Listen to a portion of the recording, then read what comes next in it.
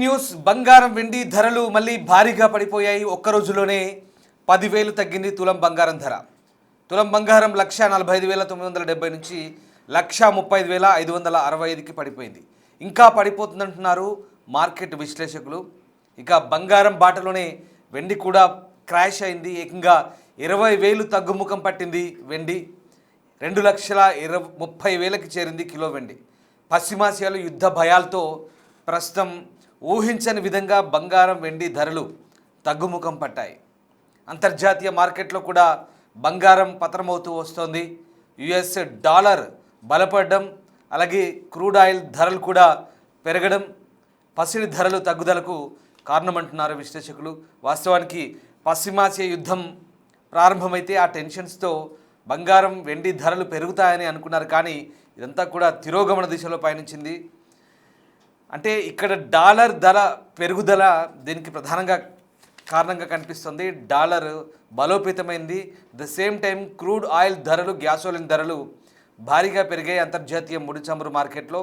దీంతో ప్రస్తుతం వాటిపై పెట్టుబడిదారులు ఇటు డాలర్ వైపు మొగ్గు చూపుతున్నారు. అలాగే క్రూడ్ ధరలు పెరగడం, బంగారం వెండికి సంబంధించినటువంటి అమ్మకాలు ఇక్కడ పూర్తిగా ప్రాఫిట్ బుకింగ్స్ చేస్తున్నారు. కాబట్టి ఇవి మళ్ళీ తగ్గుముఖం పడుతున్న పరిస్థితి కనబడుతూ ఉంది. సో ఊహించని రీతిలో ప్రస్తుతం ఈ ధరలు పడిపోతున్న పరిస్థితి మనకు కనబడుతూ ఉంది. ప్రధానంగా ఇవాళ కమోడిటీ స్టాక్ ఎక్స్చేంజ్లో ధరలు భారీగా పడిపోయి ప్రస్తుతం ఢిల్లీ మార్కెట్లో 24 క్యారెట్ గోల్డ్ ధర పర్ గ్రామ్ 1,032 రూపాయలు, అంటే 10 గ్రాములకు 10,320 రూపాయలు తగ్గిందని మనకు అర్థమవుతుంది. అలాగే హైదరాబాద్లో కూడా సేమ్ సిచ్యువేషన్ కొనసాగుతుంది. హైదరాబాద్లో కూడా ప్రస్తుతం 1,032 అంటే 10,320 రూపాయలు, సేమ్ అదే పరిస్థితి కొనసాగుతున్న సందర్భం మనం చూడొచ్చు. ఇక రూపాయి విలువ మాత్రం, రూపాయి మారకం విలువ మాత్రం దారుణంగా తగ్గింది, పడిపోయింది. జీవితకాల తగ్గింపని చెప్పాలి. ఇది డాలర్తో పోలిస్తే 93 రూపాయల 95 పైసలకు ప్రస్తుతం ఈ రూపాయి విలువ పడిపోయింది.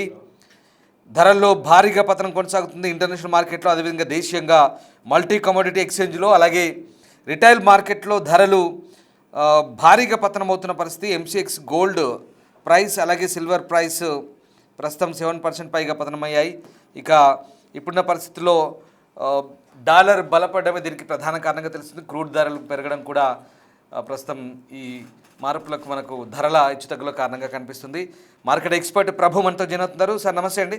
ప్రస్తుతం ఈ బంగారం వెండి ధరలు, వెండి అయితే భారీగా క్రాష్ అయింది, మళ్ళీ బంగారం కూడా 10 గ్రాములకు దాదాపు 10,000 పైగా తగ్గుముఖం పట్టింది. ఏంటంటే ప్రధానంగా మనం దీనికి కారణాలు ఏంటంటే ఏ రకంగా విశ్లేషించుకోవచ్చు? బ్లాక్ మండే ఇవాళ అనుకోవచ్చు. మా Sensex 1,900 points near by, Nifty అయితే 600 పాయింట్స్. ఎందుకంటే మెయిన్ 48 అవర్స్ టైం ఇచ్చారు కదా, స్ట్రైట్ ఆఫ్ హార్ముజ్ కన్నా క్లోజ్ చేయకపోతే ఇరాన్ మ్యాప్ లో లేకుండా చేస్తానని ట్రంప్.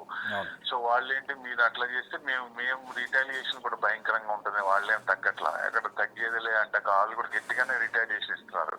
సో రేపు ఈవినింగ్ దాదాపుగా 5 to 6 మధ్యలో 48 అవర్స్ కంప్లీట్ అవుతుంది. సో డైరెక్షన్ అనేది ఒక తెలుస్తుంది. సో ఎస్కలేషనా డీఎస్కలేషనా, సో మెయిన్ అది. సో మార్కెట్స్ కూడా అందుకనే కొంచెం ఆ భయంతోనే కొంచెం ఎస్కలేషన్ అవుతుంది. ఎందుకంటే మోడీ గారు కూడా జస్ట్ 15 నిమిషాల ముందు పార్లమెంట్ లో మాట్లాడుతున్నారు. ఆయన కూడా చెప్పింది ఏంటంటే, కోవిడ్ పాండమిక్ లో మనం ఎలా ఇబ్బంది పడ్డామో, అప్పుడు ఎలా ఫేస్ అయ్యామో, ఇప్పుడు కూడా ఇఫ్ సంథింగ్ గోస్ రాంగ్, ఇది కనుక క్రూడ్ ఆయిల్ మనకి ఇబ్బంది అయితే, ఎనర్జీ ఇది రాకుండా ఉంటే, గ్యాస్ కానీ వీటి ఇబ్బంది పడేటట్టు అయితే కొంచెం తట్టుకొని మనం అందరు యూనిటీగా ఉండాలి అని హింట్ ఇస్తారు. అంటే అక్కడ సిచ్యుయేషన్ కొంచెం అండర్ టెన్స్ లోనే ఉంది, సిచ్యుయేషన్ ఈజీగా ఏం లేదన్న ఉద్దేశం భారతదేశానికి ఒక హింట్ ఇచ్చారు ఆయన.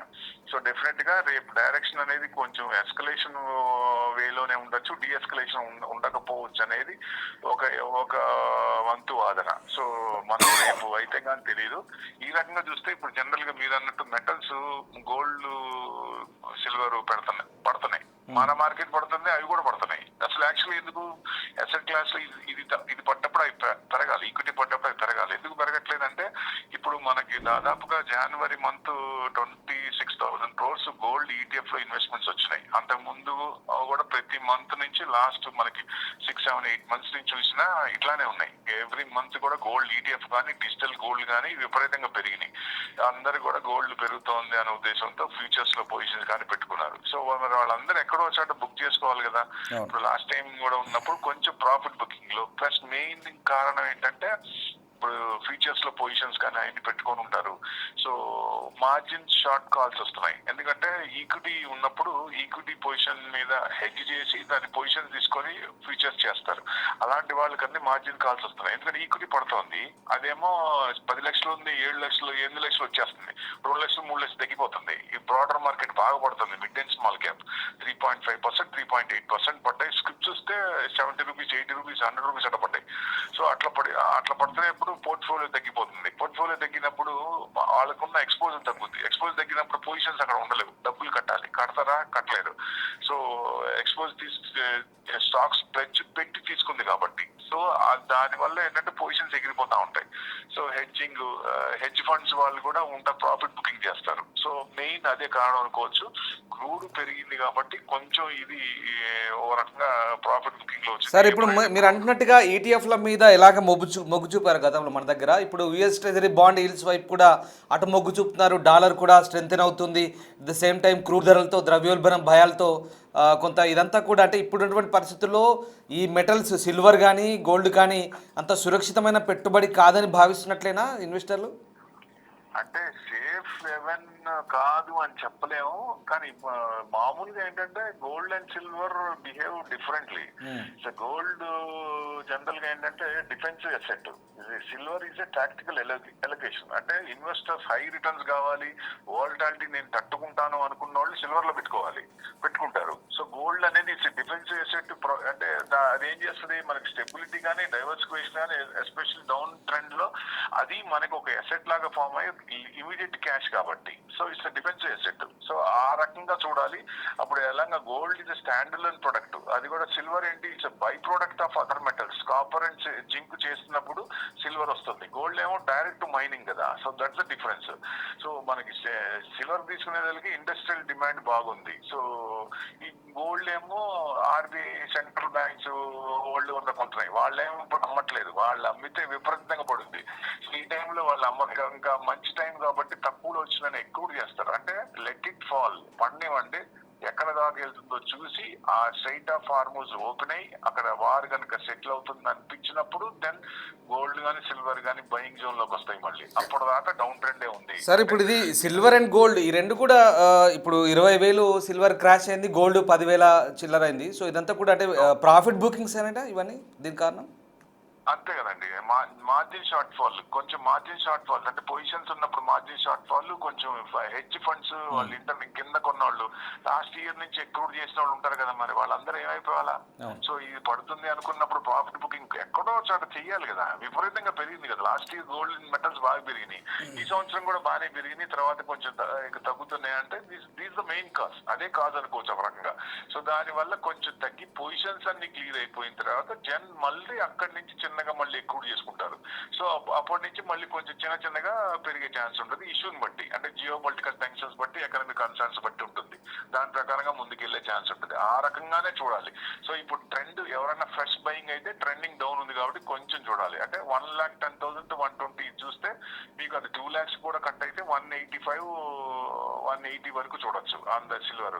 సో ఇంటర్నేషనల్ కూడా కొంచెం ఆయన తగ్గుతున్నాయి కాబట్టి సో 65 కంటే మరి 58, 55 వరకు వచ్చేటట్టు ఉంది సిల్వర్. సార్ ఇప్పుడు ఇదంతా ఈ అనలిటిక్స్ అన్ని కూడా మనకు ట్రేడింగ్ లోనే మనం క్యాలిక్యులేట్ ఇవన్నీ కూడా మనం చెప్పుకోవచ్చు, కానీ ఫిజికల్ గా ఏంటి సార్ పరిస్థితి? ఇప్పుడు రిటైల్ మార్కెట్లో ఇందాక నాకు స్నేహితుడు ఫోన్ చేసి ఇలా ధరలు తగ్గిందంటున్నా, నేను ఇప్పుడు వెళ్ళి కొనుక్కోవచ్చా ఏంటి, నిజంగా అంత తగ్గిందా, ఫిజికల్ మార్కెట్లో అంత తక్కువ వస్తుందా ఇప్పుడు నాకు అంటూ అడుగుతున్నారు. మనం దీనికి ఏం చెప్పొచ్చు? పెరిగింది లెక్క చేసుకోవాలిగా. అంతకుముందు ఎక్కడి నుంచి ఎక్కడికి పెరిగింది, ఇప్పుడు తగ్గింది 20,000 చూసుకుంటున్నాం. గోల్డ్ ఎక్కడి నుంచి పెరిగింది? దాదాపు 1 గ్రామ్ ఎంత పెరిగింది? 900 రూపాయలు ఉన్న గ్రామ్ ఎంతకు పోయిందండి? సో పెరిగింది విపరీతంగా ఉంది కదా. సో మరి ఆ పెరిగిన పర్సంటేజ్ కొంత ఉన్నప్పుడు రీట్రేస్మెంట్ కూడా కొంత ఉంటది కదా. That's the main thing. పడేటప్పుడు ఇప్పుడు తొందరపడకూడదు, పెరిగేటప్పుడు ఏమో ఫియర్ ఆఫ్ మిస్సింగ్ అవుట్ అని తొందరపడ్డాం, కొన్నాం, కొంచెం పెరిగింది, ప్రాఫిట్ లోనే ఉన్నాం అనిపిస్తుంది. ఇప్పుడు తగ్గేటప్పుడు లెట్ ఇట్ బి ఫాల్. పడినప్పుడు మనం అది ఎక్కడ దాకా పడి అక్కడ మళ్ళీ కొంచెం తీసుకున్నప్పుడు మళ్ళీ అప్పుడు కొనుక్కోవాలి. సో అంటే ఇన్వెస్ట్మెంట్ యాంగిల్ లో చూడకుండా అవసరార్థం ఎంత ఉందో దాని ప్రకారం చూస్తే టెన్షన్ ఉండదు. ఈ సిల్వర్ అంటే మీ కళ్ళు మూసుకొని బిందాస్ తడిగుడ్డేసుకొని కూర్చోవచ్చు, ఇన్వెస్ట్మెంట్ యాంగిల్ లో వెళ్ళొచ్చు. అది కూడా డైవర్సిఫైడ్ మెటల్స్ లో డైవర్సిఫైడ్ చేసి పెట్టుకోవాలి. ఇది కాపర్, జింక్, అల్యూమినియం ఇవన్నీ కూడా సిల్వర్ ఇవన్నీ డైవర్సిఫైడ్ పెట్టుకుంటే మార్కెట్ ఎంత ఇదైనా మనకి ఇబ్బంది ఉండదు. మళ్ళీ లాస్ అనేవి కొంచెం తక్కువ ఉంటాయి కాబట్టి పెద్ద ప్రాబ్లం ఉండదు. That's the main thing. అంతా తీసుకెళ్లి ఒక దాంట్లో పెట్టామనుకోండి, అదే కుదేలైంది అనుకోండి, ఆ ఒక్కటి సిల్వరే 4 లక్షలు 10 నుంచి 2 లక్షలు తగ్గింది. అప్పుడు పరిస్థితి ఏంటి? మొత్తం మనకున్న క్యాపిటల్ 10 లక్షలు దాంట్లోనే పెట్టామనుకోండి, వాళ్ళ పరిస్థితి ఏంటి? అమ్మ మళ్ళీ 4 లక్షలు వచ్చేదాకా వెయిట్ చేయాలంటే వెయిట్ చేయాలి, తప్పదు. సో అదే ఫైనాన్షియల్ ప్లానింగ్ అంటే ఇదే. డైవర్సిఫై చేసుకున్నప్పుడు మనకి రిస్క్ అనేది కొంచెం తగ్గుతుంది. That's the main thing. And one more అండి, ఇప్పుడు ఈ రూపాయి మారకం విలువ చాలా దారుణంగా పడిపోయింది. ఇప్పుడు 93.95 పైసలకు వచ్చి, 94 వేసుకోవచ్చు. అఫ్ కోర్స్ 94 అనుకోండి, ఇంకా అంతే. సో ఏంది జీవితకాల తగ్గుదల అనుకోవచ్చు ఇంత కూడా? మెయిన్ అంటే ఇప్పుడు ఇది యాక్చువల్ గా ఆర్బీఐ డ్యూటీ, అది కంట్రోల్ చేయాల్సిన duty. So they want to make the steps.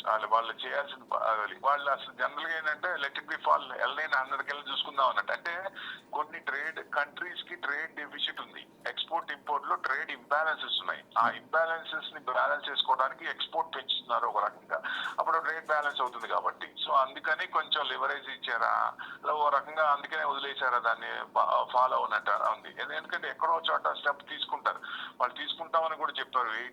75 to 80 మేము చిన్నగా స్టెప్స్ తీసుకుంటా ఉన్నారు. సో అది తీసుకోవాలి, over a period it will come down, ఏం పర్లేదు. ఎందుకంటే ఇప్పుడు ఒకవేళ 80-95 అయినా ఐటీ కంపెనీస్ బెస్ట్. ఓ రకంగా ఐటీ కంపెనీస్ కొంచెం సేవ్ అవుతున్నాయంటే because of this turning exchange లోనే కదా. వాళ్ళకి సర్వీసెస్ ఓరియంటెడ్ ఉన్న కంపెనీస్ కి డాలర్ ఇండియన్ రూపీలో ఎక్కువ వస్తాయి. కాబట్టి అదర్ ఫేస్ లో లే ఆఫ్స్ ఎక్కువ జరుగుతున్నాయి కాబట్టి అది ఇంకా పడిపోతూనే ఉన్నాయి.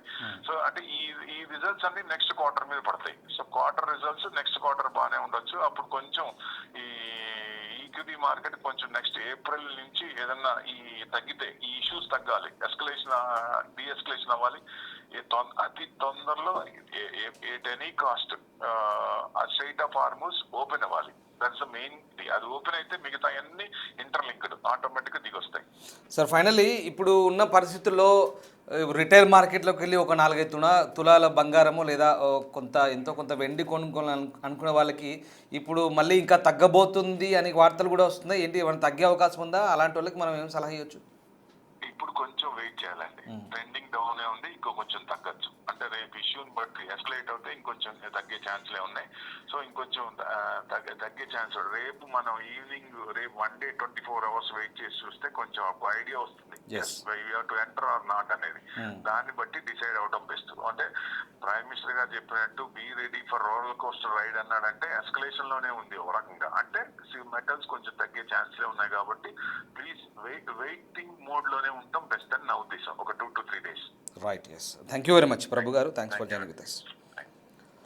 సో ఇది బంగారం వెండి ధరలకు సంబంధించినటువంటి తాజా అప్డేట్స్ ఇవి. బంగారం వెండి ధరలు క్రాష్ అయ్యాయి, వెండి భారీగా క్రాష్ అయింది. ప్రస్తుతం 20,000 తగ్గుముఖం పట్టింది. ఇక బంగారం కూడా గ్రాముకు 1,032 రూపాయలు, అంటే 10 గ్రాములకు దాదాపు 10,320 రూపాయలు తగ్గింది. సో ఇంటర్నేషనల్ మార్కెట్లో, అదేవిధంగా దేశీయంగా మల్టీ కమోడిటీ ఎక్స్చేంజ్లో, రిటైల్ మార్కెట్లో ధరలు భారీగా పతనమైన పరిస్థితి కనబడతా ఉంది. ఇరాన్, ఇజ్రాయెల్, అమెరికా యుద్ధం సంగతి ఏంటో కానీ ఈ యుద్ధం కారణంగా బంగారం వెండి ధరలు మాత్రం భారీ స్థాయిలో దిగొస్తున్నాయి. ప్రస్తుతం యుద్ధం నేపథ్యంలో క్రూడ్ ఆయిల్ ధరలు భారీగా పెరుగుతున్న నేపథ్యంలో బంగారం వెండి వంటి విలువైన లోహాలు సురక్షిత పెట్టుబడి సాధనాల హోదా కోల్పోయినట్టుగా భావించాల్సి వస్తుందా అనే సందేహం కూడా కలుగుతోంది. క్రూడ్ ధరలు పెరుగుతుండడంతో ద్రవ్యోల్బణం భయాలు పెరిగాయి. ఇది dollar, US treasury bond yields వైపు ఇన్వెస్టర్లు మొగ్గు చూపేలా చేయడంతో అవి పుంజుకుంటున్నాయి. దీనికి భిన్నంగా యుద్ధం జరుగుతున్నప్పటికీ బంగారం ఆకర్షణ కోల్పోయి ధరలు భారీ స్థాయిలో పతనమవుతున్నాయి. మార్చి 23న కూడా అదే ట్రెండ్ నడుస్తోంది. బంగారం వెండి ధరలు దేశీయంగా ఇంటర్నేషనల్ మార్కెట్లో లైవ్ ట్రేడింగ్ జరిగే multi commodity exchange MCX retail మార్కెట్లు తగ్గుముఖం పట్టాయి. ఇప్పటికే కిందటి వారం బంగారం ధర 11% పైగా తగ్గి 40 ఏళ్ల రికార్డును బ్రేక్ చేసిన సంగతి తెలిసిందే. ఇప్పుడు సోమవారం సెషన్లో అంతకు మించి పతనమవుతున్నట్టు కనబడుతోంది. ఇంటర్నేషనల్ మార్కెట్లో చూస్తే స్పాట్ గోల్డ్ రేటు ఉదయం 7 గంటలకు ఔన్స్కు $4,400 పైగా ఉంటే ఒక దశలో 7% పైగా పతనంతో $4,100 స్థాయికి పడిపోయింది. దాదాపు 4 నెలల కనిష్ట స్థాయి ఇప్పుడు $4,200 వద్ద ట్రేడ్ అవుతుంది. సిల్వర్ రేటు కూడా ఉదయం $67 మార్కు పైన ఉంటే ఇప్పుడు మళ్ళీ 10% పతనమైంది. $61 దగ్గరికి దిగొచ్చింది. మల్టీ కమోడిటీ ఎక్స్చేంజ్లు చూస్తే దేశీయంగా ఏప్రిల్ ఫ్యూచర్ కాంట్రాక్ట్లో బంగారం ధర 7% పైగా పతనంతో ఒక్క రోజులోనే దాదాపు 11,000కు పైగా తగ్గినట్టు కనిపిస్తోంది. ఇక 10 గ్రాముల అంటే 24 క్యారెట్స్ 1,33,215 ఉంది. ఒక దశలో ఇది 15,000కు పైగా తగ్గి 1,29,595 వద్ద కనిష్టాన్ని నమోదు చేసింది. మళ్ళీ తిరిగి పుంజుకుంది. అయితే మే ఫ్యూచర్స్లో చూస్తే సిల్వర్ ప్రైస్ కూడా దాదాపు 8% పతనమై ఒక్కరోజే 18,000 వరకు 18 నుంచి 20,000 వరకు తగ్గి దాదాపు 2,10,000 వద్ద ఉంది. దేశీయంగా చూస్తే రిటైల్ మార్కెట్లో ఇంకా అంతర్జాతీయ మార్కెట్లో ధరల తగ్గింపు ప్రభావం పూర్తిగా కనిపించట్లేదు. ఉదయం 10 తర్వాత ఒక్కసారిగా భారీగా తగ్గాయి. సాయంత్రం వరకు ధరలు ఇంకా తగ్గే ఛాన్స్ ఉందంటున్నారు. చూడాలి మరి. అంటే ఈ ఇంకొక మార్కెట్ ఎక్స్పర్ట్ చెప్తుంది ఏంటంటే ఇంకొక 24 అవర్స్ వరకు వెయిట్ చేయమంటున్నారు. ఇప్పుడే తొందరపడాల్సిన అవసరం లేదు. సో ఇంకొక 24 అవర్స్ వెయిట్ చేస్తే దాన్ని వ్యవహారం ఏంటో తేలిపోతుంది. సో అంతర్జాతీయంగా నెలకొన్న ప్రతికూల పరిస్థితుల ప్రభావం ఇప్పుడు బంగారం, వెండి లాంటి విలువైన లోహాలకు సంబంధించినటువంటి తీవ్రంగా ప్రభావం చూపిస్తోంది. ఊహించని రీతిలో కుప్పకూలినట్టుగా మనకు అర్థమవుతుంది. సో ఏకంగా లోయర్ సర్క్యూట్ని తాకాయి. బులియన్ రంగంలో ఇది ఒక పెను సంచలనమని చెప్పాలి. ఇక ప్రస్తుతం కేవలం వెండి ఒక కిలోగ్రాముకు $2,409 అంటే 9% పడిపోయింది. ప్రస్తుతం 2,06,363. ఇది ఎప్పటికప్పుడు నేను ఇది మీకు చెప్తున్నప్పుడు ఒక రకంగా ఉండొచ్చు, మళ్ళీ ఈ వార్త అయిపోయినాక మళ్ళీ ఉండొచ్చు. మీరు చూసే సమయంలో పెరగొచ్చు, తగ్గొచ్చు. ఇది గమనించాలి ప్రేక్షకులు. ఎందుకంటే ఇది కమోడిటీ ఎక్స్చేంజ్ హెచ్చు తగ్గులకు లోనవుతుంది. మేము ఈ వార్త మీకు ప్రసారం చేసే సమయానికి ఉన్న ధరను మాత్రం చెప్తున్నాం. మీరు చూసే సమయానికంటే బహుశా అది ఎంత సమయంలో మీరు ఈ వార్తని చూస్తారో తెలియదు కాబట్టి అప్పటికప్పుడు హెచ్చు తగ్గులు ఉంటాయి. సో అది గమనించాలి. సో మార్కెట్ రిస్క్ని బట్టి పెట్టుబడి అంశాలు ఆధారపడి ఉంటాయి కాబట్టి మీరు అది జాగ్రత్తగా ప్లాన్ చేసుకోవాలి.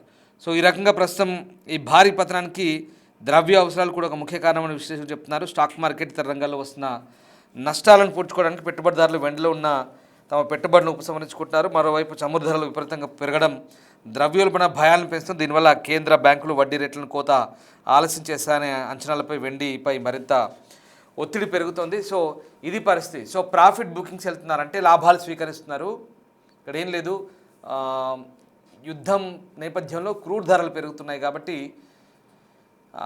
ధరల పెరుగుదల ఏంటంటే ద్రవ్యోల్బణం. సో అన్నిటి మీద ఎఫెక్ట్ పడుతుంది కాబట్టి అది ద్రవ్యోల్బణం వైపు దారితీస్తుంది. దాంతో ఇక్కడ డాలర్ బలోపేతం అవుతుంది.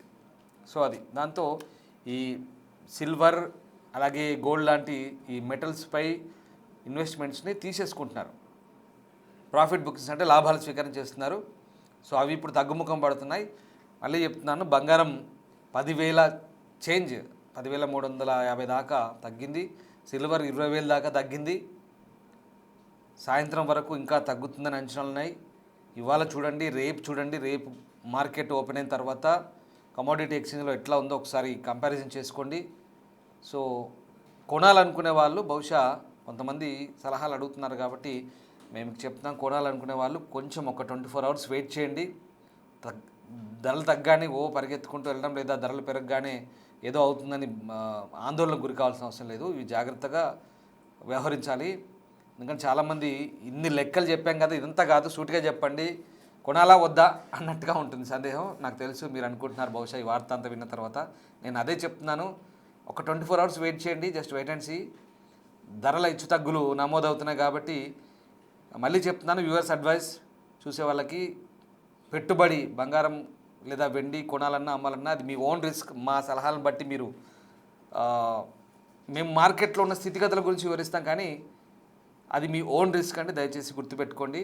ఇది మేము ప్రేక్షకులకి చెప్తున్నాం. సో వేచి చూసే ధోరణి ఉండండి. ఎందుకంటే కొన్నా కానీ పెద్ద మొత్తంలో కొనొద్దు, కొంచెం కొంచెం తీసుకోండి.